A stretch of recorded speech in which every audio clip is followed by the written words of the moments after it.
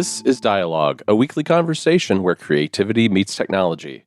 This episode of Season 1 is brought to you by Astropad and Working Copy. I'm John Voorhees, and with me is my co-host, Federico Viticci. Hey, Federico. Hey, John, how are you? Very, very good. So, Federico, last week we finished up with songwriter Frank Turner, which was a great discussion. And this week, I thought we would go in a slightly different direction.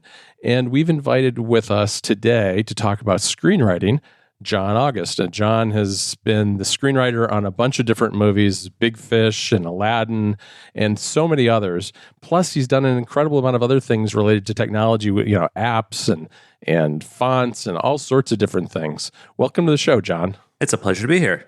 Thanks. So, John, I can't really do justice to your career because I feel like you've done so many different things. I mean, on top of what I just mentioned, you're also a novelist. You're doing a series of books, the Arlo Finch series. Could you just give us kind of a general overview of what you do so our listeners have an idea of kind of the breadth and scope of your various projects during your career? Certainly. I'd say I'm mostly a writer. So I started off here as a screenwriter, and as I've sort of gone through my career, if there are things that frustrate me, like I wish I had a tool that would do a certain thing, I've tended to make that tool or found people who could help me make that tool. So while most of my day is writing scripts or writing books, a fair chunk of my day is also making apps like Highland or Weekend Read. If there's I hated how normal Courier looked, so I made a new version of Courier called Courier Prime. When I see something in the world that frustrates me, I try to fix it. And that's mostly been the common theme of the different projects I've worked on. So you started out in a journalism school and then you became a screenwriter. What was it about screenwriting that really attracted you? I think the fact that screenwriting existed at all. I mean, I grew up, in the 80s. I could read Premiere Magazine and I could know that movies were made by people, but I didn't really have a sense that there was a job of a screenwriter. I'd read plays in school. And it's like, oh, well, that makes sense. Like there's a written document for putting on this performance. But I didn't really understand that movies were written before they were filmed. Mm-hmm. It wasn't until I read Steven Soderbergh's Sex, Lies, and Videotape, where he had the script and the whole production diary together, that I could see literally everything that's happening in this movie was on the page first. And that wasn't until college. So once I was reading this book and seeing that there was such a thing as a screenwriter, I knew I wanted that job. So I applied to film school out in California, drove out and started. So for context, can you describe what a screenplay actually is and how do you define screenwriting? Because I think at least my idea of looking at a screenplay was, the page with all the indentation and all the different margins. And I think it would help to maybe try to offer some basic context around what is a screenplay and sort of what is the screenplay format. Absolutely. You can think of a screenplay as two different things. You can think of it as a blueprint for a movie that you'd like to make. And so as a blueprint, it has to have all the information about the things that an audience would see or hear in the movie. So that's all the dialogue, but it's also all the actions that characters are taking. It's all the sounds around it. It's really trying to create the experience of what it would be like to watch that movie on the page. So when I say blueprint, it makes it feel like it's a really technical thing. And I think people get really obsessed by the technical aspects of it. And that's this sort of rule of thumb that one page of a screenplay should be about 1 minute of time in the actual movie you're watching. Mm-hmm. So most movies are about 2 hours. Most screenplays are about 120 minutes. So there's a technical aspect that is that's real, but also can be overemphasized.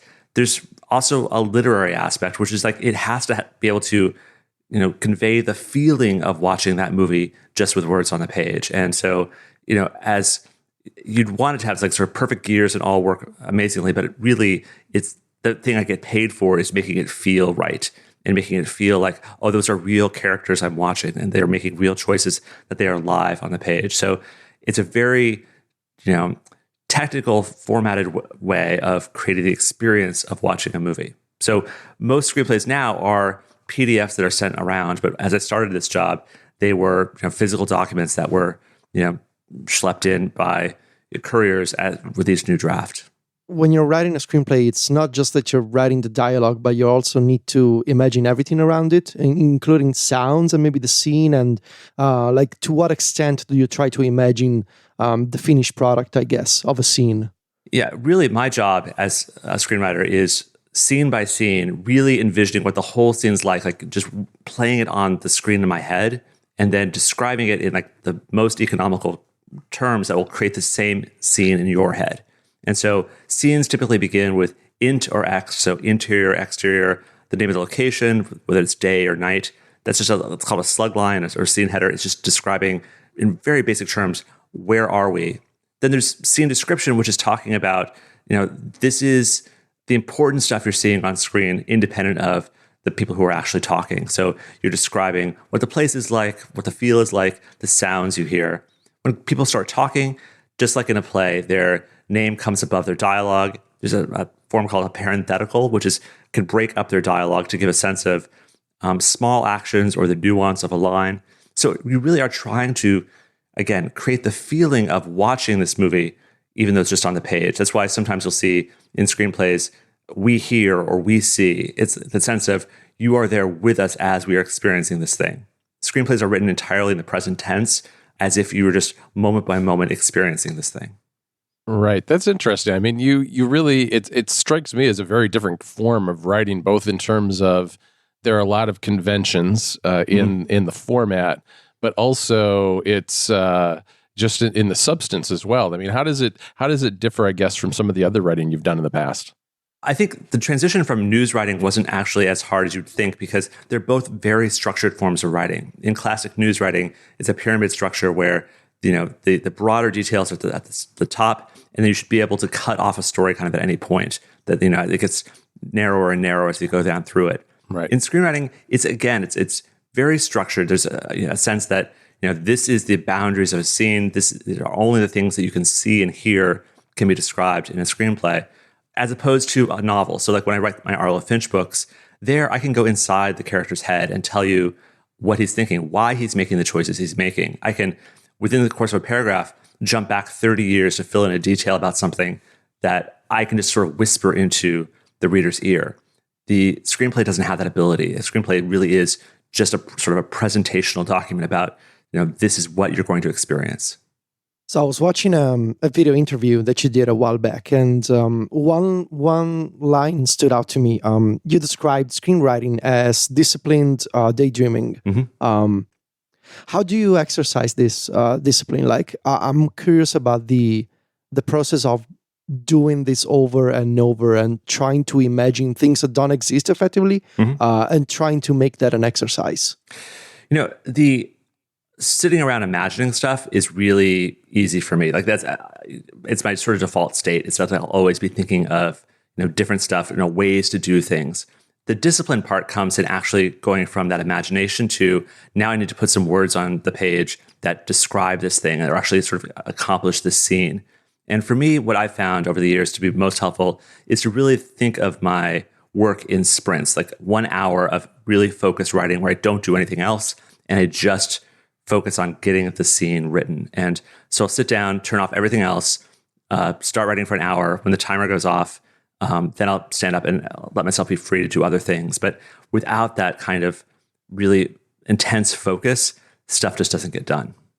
Yeah. How do you evaluate materials that are sent to you for whether it would be a good screenplay or not? And I'm also, I guess, curious I have an associated question, which is, what is it about adapting someone else's work that's unique? I mean, are there any special considerations you have to take account of when you're moving something from, say, whether it's a novel to a screenplay or a television series or whatever it might be?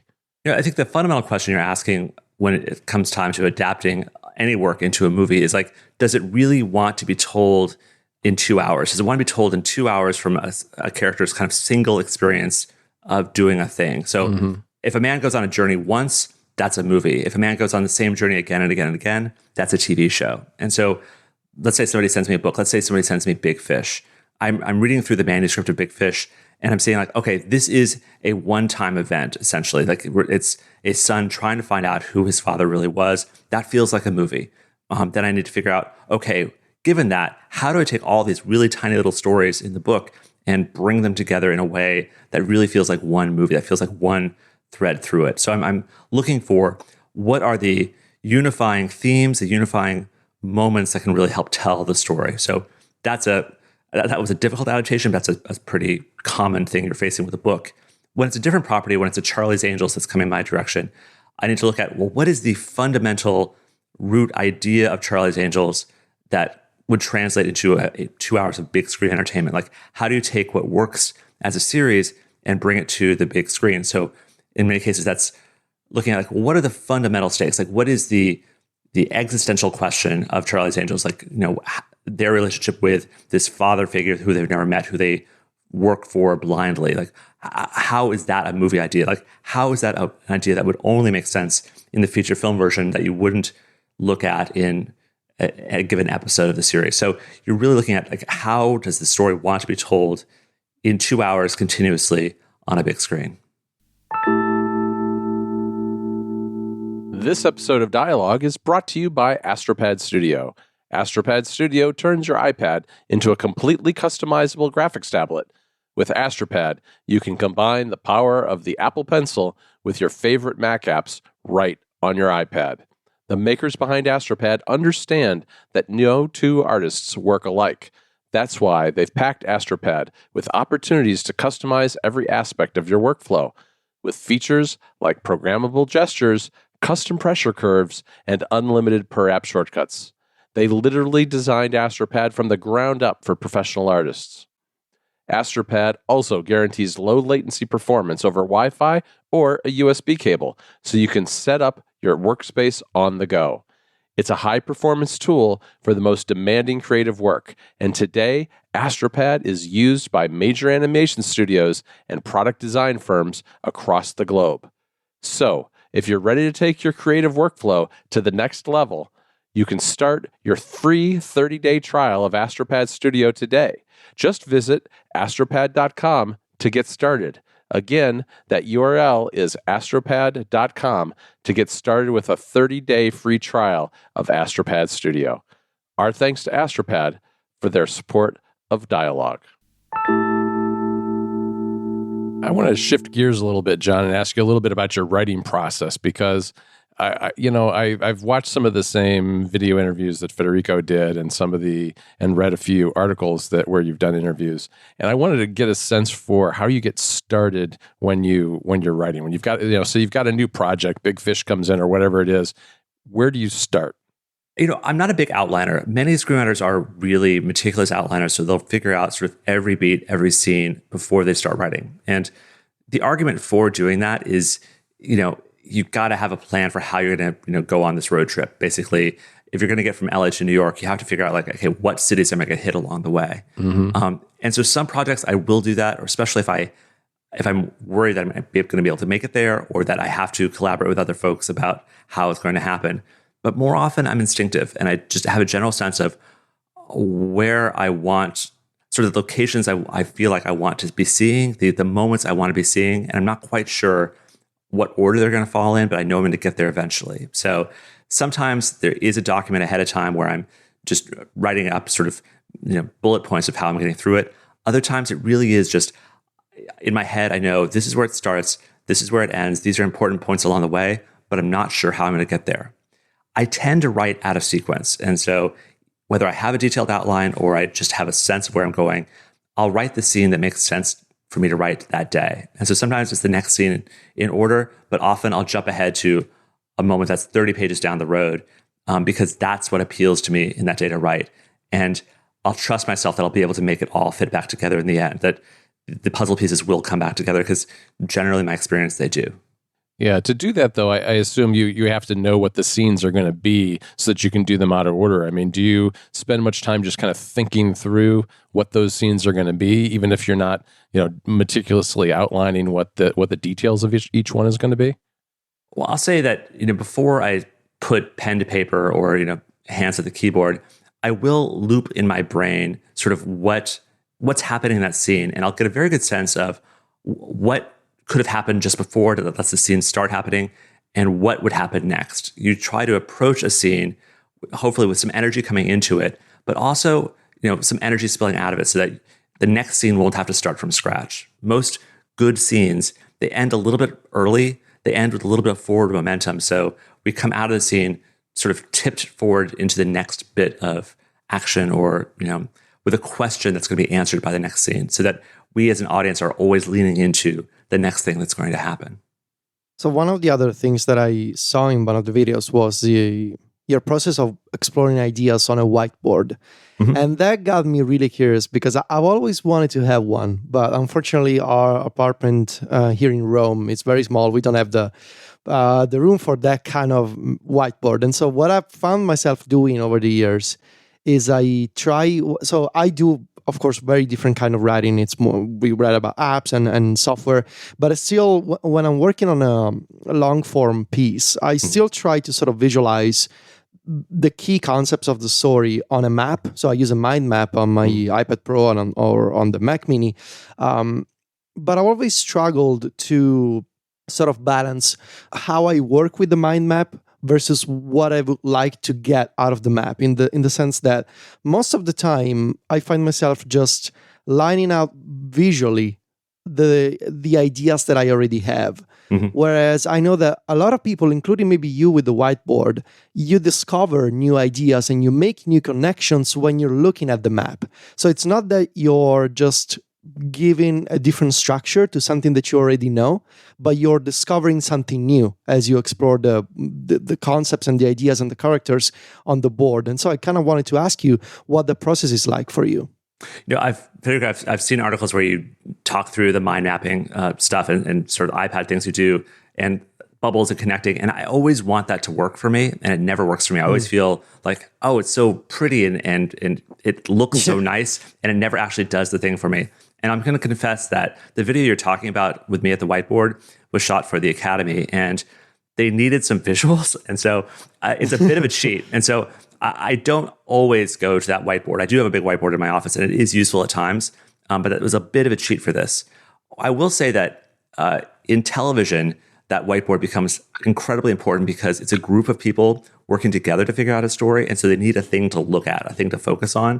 Mm-hmm. Me as a writer working individually, I don't often go to that board unless I need to describe something out to people I'm working with in a space. And so more often, it's just doodles on a piece of paper, or I'm trying to sort of make things work, but it's not such a mind mapping kind of process with big arrows connecting things. I watch that video and I see like, wow, I wish I worked that way, but that's sort of an idealized version of sort of how the brain works and how my mind works. More often, it's 3 a.m, I wake up, it's like, oh, well, that's how those two things are connected. And I didn't really get that until now. It wasn't a moment with a dry erase marker that sort of made that thing happen.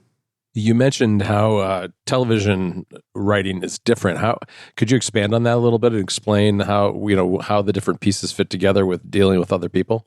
Absolutely. So most television, certainly US shows, there is not just one writer, but there's a group of writers. There's a showrunner who's the person who has hired the other writers generally and is overseeing the vision of the project. They are sort of like the CEO of that television project, and either they or someone they've designated will be running the writer's room. And that could be a group of 4 writers, 16 writers, depending on sort of the size of what you're trying to do.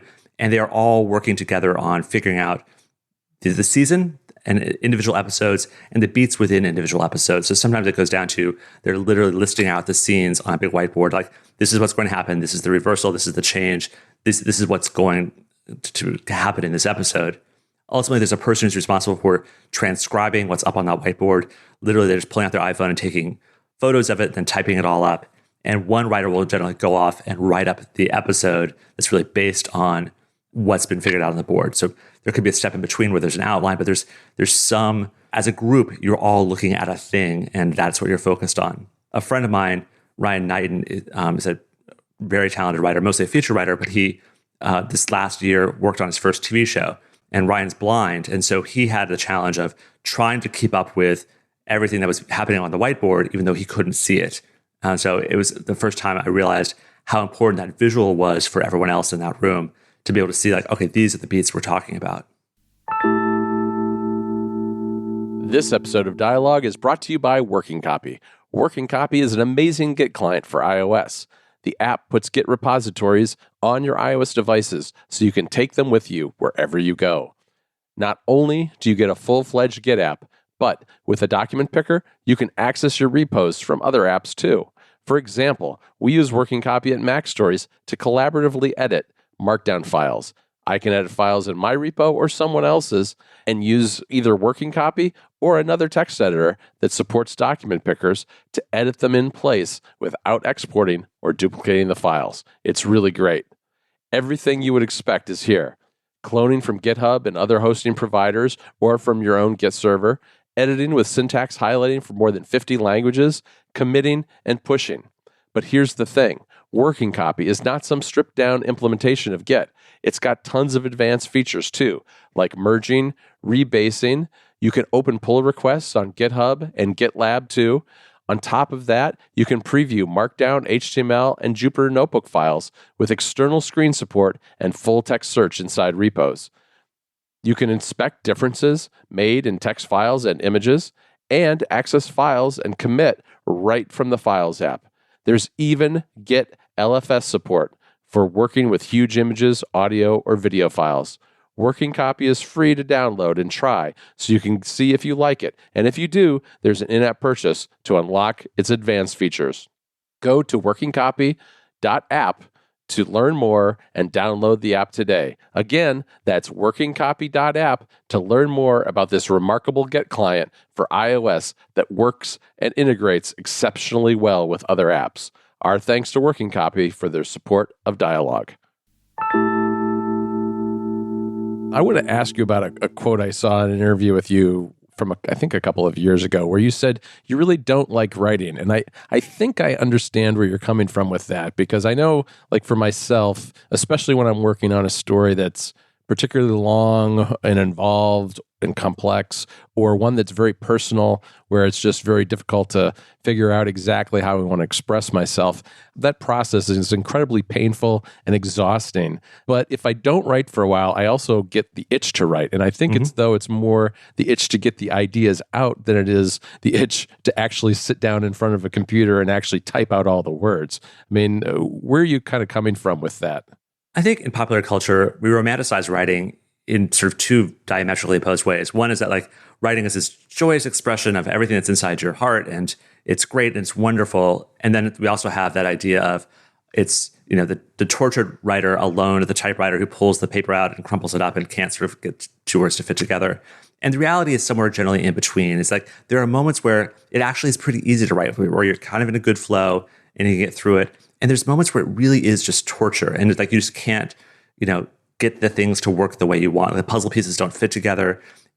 And more importantly, sometimes you just really don't want to do it. You just really do not want to sit down there and start doing that work. And the degree we sort of fetishize and romanticize writer's block, but we don't talk about like chef's block or, you know, sort of any other profession's block. Right. I think it's pretty natural we probably do that because it's the writers who are talking about it. But sometimes it's just really hard to get started. And so when I say I don't like writing, but I like having written, I genuinely enjoy being able to go back through stuff I've written and tweak it and work on it and read it as a reader. But the actual writing is often not especially enjoyable. And I think sometimes people give up on it too quickly because they're like, oh, this is not fun for me, so therefore I must be bad at it. And the truth is, like everything, it does just take practice, and it becomes easier with practice. So you get started. So you're working on something, and then you get stuck. Does that happen often? Do you have any strategies that maybe you've discovered that work for you over the years, or any tips that help you sort of get back on track? I try to do a little internal audit and figure out, am I stuck here because I just don't really want to write this thing? Or am I stuck because there's fundamentally a problem with the thing I'm trying to write? And if it's just because I don't want to write this thing, you know, there's a second question of like, why don't I want to write this thing? Is it because I don't like it? Because I just don't feel like writing today? I try to figure out like what's actually going wrong before sort of applying a blanket solution. If it really is a problem with the beat, the moment itself, then I step back and try to figure out, did the problem really come a ways back? Is there something I'm not setting up right that's making this so hard to write? Or could I just jump ahead and write and assume that this thing I'm skipping over will turn out okay and write the next thing? What I often find, especially in screenwriting, is that moment that isn't working I just didn't need that moment. I was trying to force this moment to happen when the audience and the movie didn't really want that moment to be there. So by jumping forward to the next thing, I can at least figure out where the story wants to go. And if I have to go back and tweak that beat later on, I can. But I just try to make forward progress as much as possible. Mm-hmm. So besides the obvious question, the obvious answer of the screenplay is finished when all the scenes are finished, when is it finished for you? Like, when do you know this is good enough in terms of I can start sending this to other people? And I guess it goes back to the problem of there's different kinds of writers in terms of there's some people that write many drafts, and then eventually they throw them all away and they land on a sort of finished product. And there's other people and that's sort of the way that I like to work. I don't like to just waste my drafts and just write things that will not be used, at least to an extent that I will have to rewrite the entire thing from scratch. Yeah. And so when do you know when something is finished? And by finished, I mean good enough for you. For me, if I can set it aside for a day and go back to it and read it with somewhat fresh eyes, that's really helpful, because the challenge of any kind of writing is you know what's coming next. You know why you wrote that sentence that way or why you're setting up that point that way. And when you're in the middle of it, it's very hard to see whether it makes sense to other folks. But I think often writers are just far too precious with their work, and they need to be more trusting about giving it to people around them to take a look and who can honestly tell them, this made sense for me, or this did not make sense for me, or like, these are some things you could do to make this better. When you're early on in a screenwriting career, the form is so weird and so new that often you're still just struggling to like do the basic things. It's like, a person who's just learned how to swim and like they can make it to the far end of the pool, but it was not pretty. You have to sort of do those awkward first strokes before you learn how to actually make it feel natural and how to find your way to sort of glide through those things.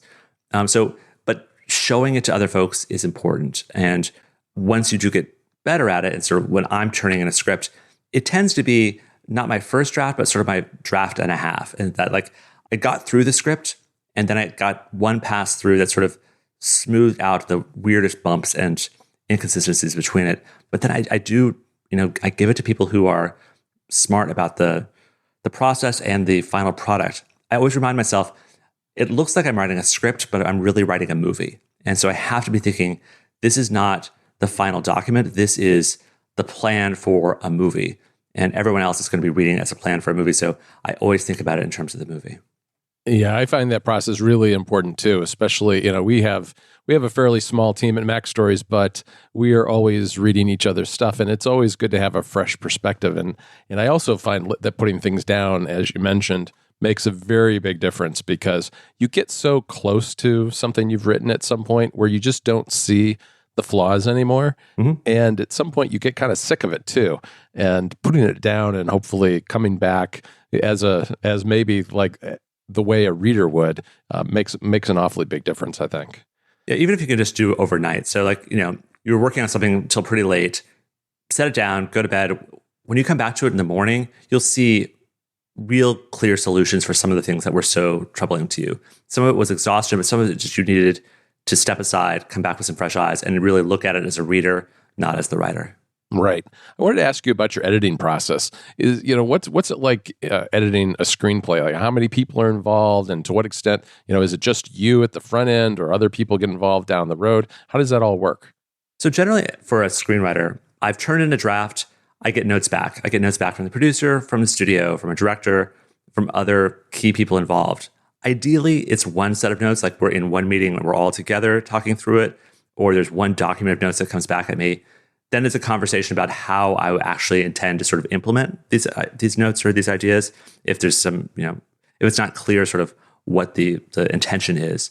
And then it really is just me. So there's no other person who's touching the document generally. So I'm going through, I'm saving that document, opening a new draft of it, and going through and sort of systematically making the changes. In screenwriting, you tend to use what are called starred revisions. And so this is a thing that we've built into the new Highland. What you want to be able to do is show exactly what's changed. And so on screen, it shows up in color, but also with an asterisk in the margin, on the right-hand margin. So someone who's flipping through the script can see like, oh, this line of dialogue changed. This is what's happened here. It's a convention that is really helpful for everyone working because it saves them from having to read the entire script again. They can just see like, okay, these are the things that changed. These are the scenes that changed. And, you've saved hours of their lives. So do scenes, like, for example, if there's an entire scene that got cut during editing, does it ever get reused? Is that a thing that may happen somehow? It depends on where you're at in the process. And so I think I should also stress is, what I'm describing right now is before you've gone into production. So these are just a draft I've written and we're hoping to make this movie. So these are all theoretical conversations. At a certain point, a script is locked. And the idea of locking a script is that the pages will not change. The scene numbers will not change. Scenes aren't generally numbered until very close to production. So this is scene 37 and it's followed by scene A37. There's the whole plan for sort of how stuff works together. At a certain point, when things are locked, if that scene got deleted, like you said, like, okay, we no longer need that scene, it's just listed as scene 37 omit, and it's just taken out of the script. And then if they need to make changes to people's screenplays, their physical printed screenplays, they'll just distribute that new page and it'll go into everyone's scripts. And so it's a really weird convention that we've built in the US industry, but also to some degree you see it in Europe. In terms of my actual writing process for myself, one of the things that always frustrated me about the edits is like, okay, I'm cutting the scene out, but you know what? I might need a part of the scene again. And so what I would generally do is open up a new document, paste that scene in there, save it with a name, or sometimes it's just a file I would just call like trimmings. And so if I needed to go back and find that scene again, I could.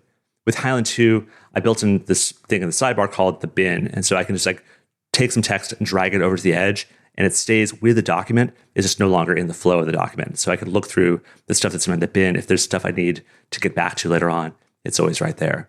That comes from nonlinear editing, from like Final Cut Pro or from Avid, where you have these little trim bins of like, these are all the little clips I have if I need to reassemble stuff. Yeah, that's a really interesting feature that you don't really see in other apps. And I really like that because I do find that kind of thing happening to me once in a while where it's like, well, this is not a paragraph that I think I'm going to need, but there are aspects of this that I may need to use somewhere down further in this article. And, having the ability to kind of put that in a bin, as you said, in the same with the document, but not part of the document is really cool. Another challenge with screenplays is that they're very long. So a 120-page document is quite a bit of text to be processing, and it's hard to think about it all at once. And so some sort of navigator or some way of summarizing things is really important. So for Highlander 2, we have in the navigator sidebar, you can either have it show scenes, so like, interior house, and so you can see where stuff is, or if you have notes or sort of in Markdown, you'd call it sort of section headers, you can see where those things are. And so it makes it very quick to sort of jump around and remember like, okay, this is where I'm at. Because otherwise you're just scrolling a lot to try to find that scene. So the process of writing a screenplay to me, it sounds like at some point after you're done, you've turned in your draft, there are potentially quite a few people with a lot of different interests looking at your work and editing it or making suggestions. Is that process frustrating? Because it just strikes me as that you've got kind of like the money people who may have certain interests about how a scene is designed because it might cost more to make in a movie versus doing it a different way. And you've got I guess a bunch of different competing interests. And do you find that hard having those people kind of pick at what you've created? In screenwriting, that just comes with the job. Again, it's like as if you're an architect and you can design all the buildings you want, but in order to get them built, you have to recognize that other folks have, some decision-making capability there. And so a lot of the job of a screenwriter is being able to listen to notes, hear them, process them, ask questions so you can really get to generally what's the note behind the note. Why are they concerned about this moment? Why are they telling you to do this thing? Is it because they truly believe that it's the right solution, or is it because something else is not working for them the right way? So you're trying to hear all of these, this criticism about what these people think they need and find the version of the movie that works for you creatively, but also works for them creatively. Particularly when it comes to working with a director, if I write a scene that a director does not understand or know how to shoot, then that is a failed scene because that scene will not work. And so in talking with the director, I might ask her like sort of what it is that she is, what's not working in her head. Like what I need to know what it is about that scene that is not clicking for her and find a way to make it click. Because otherwise that scene it won't be in the movie, or it'll be a terrible version in the movie. So you have to find a right middle ground. So the vision of the scene in your head and the vision in her head is the same vision. So before we move to the apps and the other projects that you're involved with, I want to ask you about your writing setup and your writing environment. So you mentioned you have an office. Do you always need to be writing and working in your office, or can you just pick up and write anywhere if you want? The luxury of being a writer is I really can write anywhere. So I have my big Mac here where I do most of my writing, but I have my old MacBook, which I can write anywhere. So like the third Arlo Finch book was written in a bunch of hotel lobbies in different states. And that's the great luxury of a writer is I don't need a big setup. I just need a keyboard and something to save.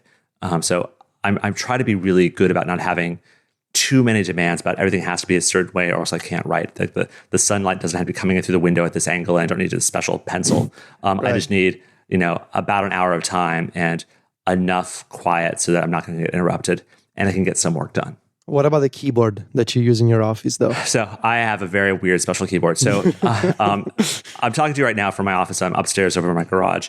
And I had horrible carpal tunnel problems for years. And I would have to sleep with special gloves on because my arms would go dead. And what saved me was called the Safe Type keyboard. And the best way to visualize it, if you take a normal straight keyboard, chop it in half, and then turn those edges vertically. So I'm typing kind of like I'm playing an accordion. So my wrists are parallel to each other. And that's how I type. And it takes a little while to learn how to do it, but I'm about as fast on this as any other keyboard. And it really saved me. So I'm having many fewer problems. I have a mouse by Evoluent, which is a vertical mouse, the same as the keyboard, and it works. So it's been just a game changer for me. There's something that I forgot to ask you before when we were talking about the process of writing a screenplay. Do you ever write with some specific actors in mind? Is that something that may occur? Like, does it help to visualize a scene maybe by putting a face on the character that you're thinking of? Absolutely. So some cases, I will know who the actor is right from the start. And so like when I was doing Charlie and the Chocolate Factory, it was for Tim Burton. I had a very strong sense that it would probably be Johnny Depp playing Willy Wonka. And so I could envision, okay, Johnny saying these lines. That's super helpful. In the case of Aladdin, with the genie, I knew it was within a small range of actors who could do it. So I could, if I wanted to visualize Will Smith, would all those lines make sense out of Will Smith's mouth? Great, that tracks. Even when there's not an actor attached, it is helpful for me to think of a person doing that just so that it all tracks and makes sense, at least for one person. So yes, I do think of an actor in most cases.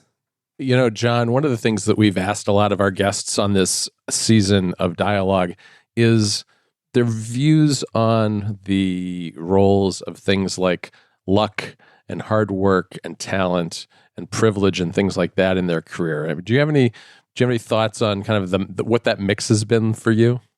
Yeah, they're all important elements of it. So privilege in the sense of like growing up in America in a middle-class family with a good education, and not any sort of crushing, demands upon me. It's an incalculable advantage. In terms of hard work, yeah, it's those nights you spent home rather than going out working on the scripts. Going back on the 17th draft of a thing, that is ultimately the hard work. All the privilege in the world isn't going to really get you there unless you're doing the work behind it.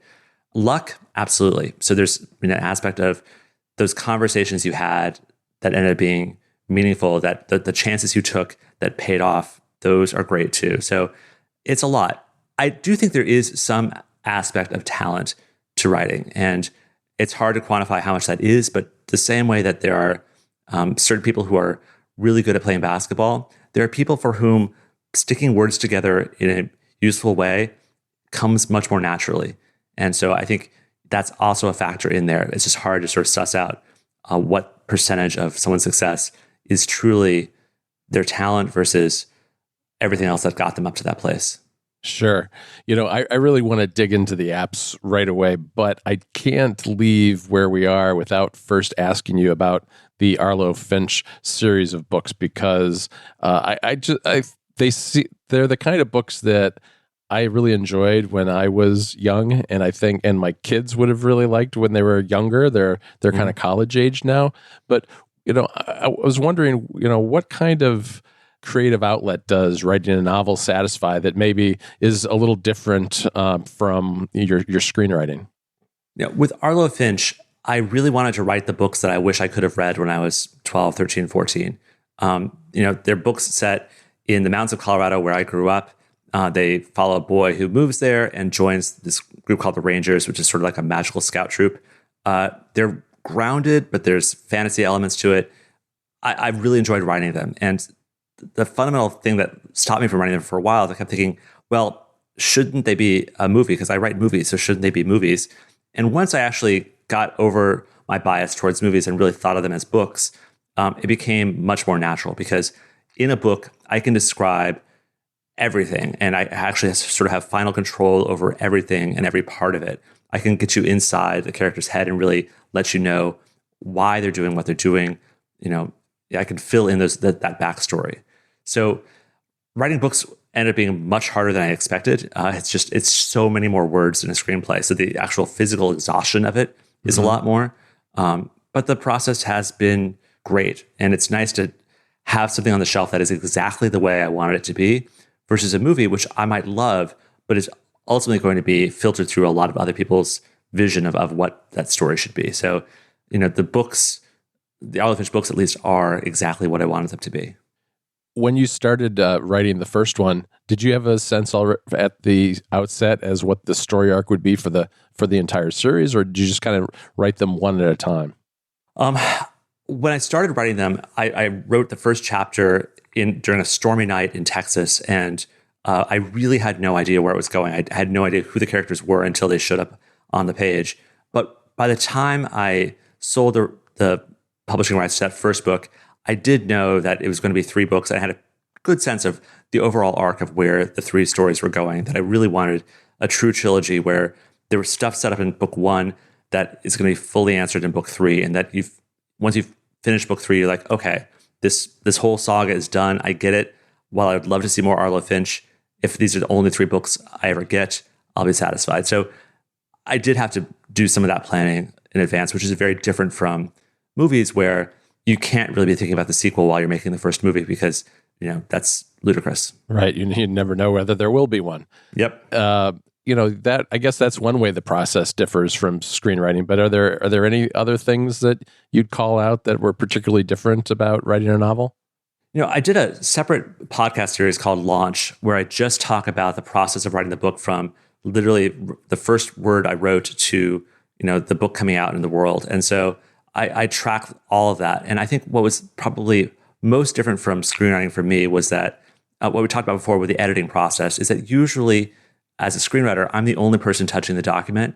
And you get to a point in a book where I'm sending in a Microsoft Word file, and God, I hate Microsoft Word, but you send in that file and your editors, your copy editor, your production editor is going through and like literally making changes in your document. They might be changing, sometimes fixing mistakes, but other cases like revising things to for reasons you don't fully understand. And so it's all in suggestion mode, and then you have to go through and approve or stat changes. And that was really difficult for me to get used to, that sense that someone else had some authority over the words. Ultimately, I could make it whatever I wanted it to be. I didn't have to take their edits, but that sort of granular looking at every comma was so different than what I'm used to as a screenwriter, because as a screenwriter, no one cares about my punctuation. Right. It's a different emphasis, I guess.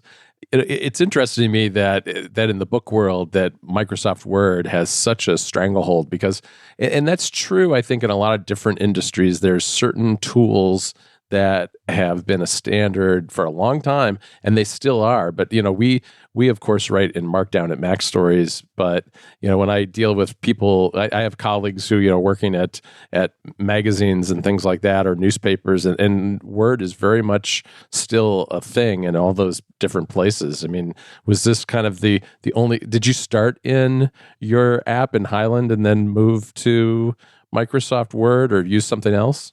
Yeah, so all the Arlo Finch books have been written in Highland, just because it was the only app I was comfortable using, and it worked great for it. So I was able to stay in Highland up until we finally got to those copy edits, and then I had to, save as Word and open Microsoft Word, which is, I have this dusty old copy on my computer still.